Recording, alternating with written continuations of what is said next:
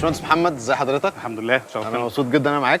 انا مبسوط اكتر. الله يخليك. دلوقتي بس عايز اسال، ايه موضوع الكهرباء الزياده بقى اللي في جسم الانسان ده؟ دايما الناس اللي شغالين كلهم لابسين زي اسوره كده، وانا خليتوني البس حاجه في رجلي علشان تبقى عامله ارضي، فايه القصه دي؟ هي عامه دي بريكوشنز بتتاخد في اي صاله انتاج بي سي بي او اسمها كلين روم اريا، عشان الالكتروستاتيك ديستشارج.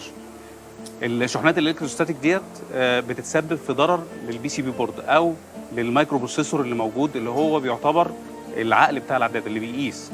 فالشحنه الزياده دي بتخليه ان هو يفيل او يبوظ، يبقى ديفكت.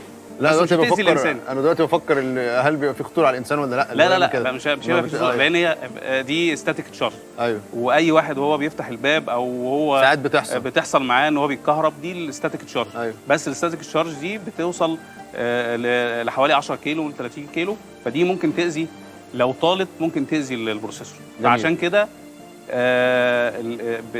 تجنبا للديفكتس دي بنراعي بريكوشنز دي في الصالات انتاج البي سي بي او الناس اللي بتتعامل مع المايكرو تشيبس. الحاجات دي. ايوه.